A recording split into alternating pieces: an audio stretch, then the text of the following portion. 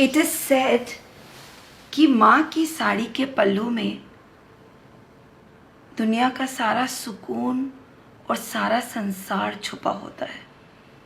कितनी सुंदर लाइन है ना। आई मीन मम्मी के पल्लू के बारे में मैं क्या बोलूं।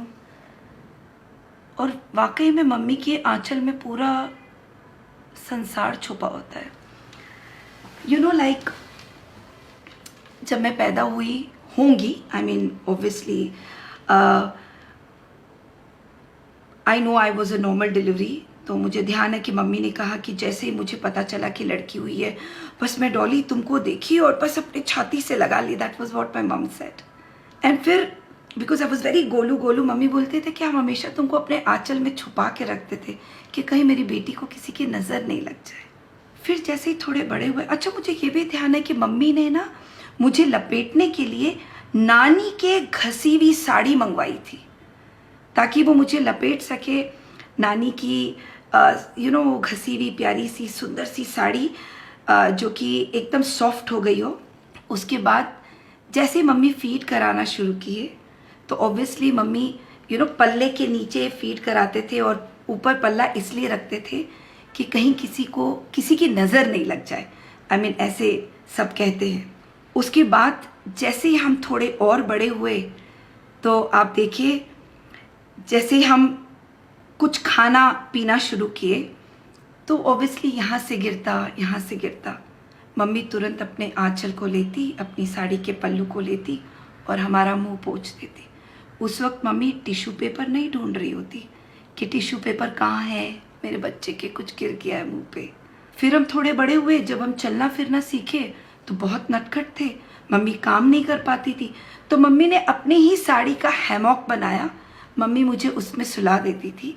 और क्योंकि मम्मी की साड़ी से एक मम्मी वाली खुशबू आ रही होती थी तो मैं ये सोचती थी कि मम्मी मेरे पास है और मैं हैमॉक में आराम से सो जाती थी।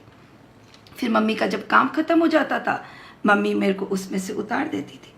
फिर मैं थोड़ी और बड़ी हुई और फिर वो हैमॉक से खुद ही उतरना शुरू कर दी तो मम्मी को डर लगने लग गया। फिर मैं स्कूल जाना शुरू की और स्कूल जाते वक्त डेफिनेटली हम गेम्स खेलते हैं और कभी गिरते हैं, पढ़ते हैं।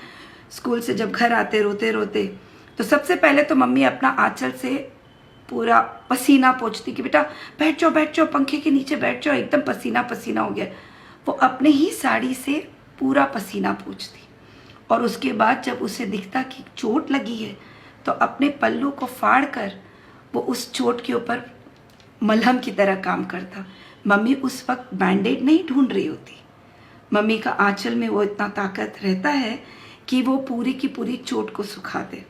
इसके बाद भी ध्यान है कि जैसे जैसे हम बड़े होते गए मम्मी के पल्लू का महत्व समझ में आने लग गया।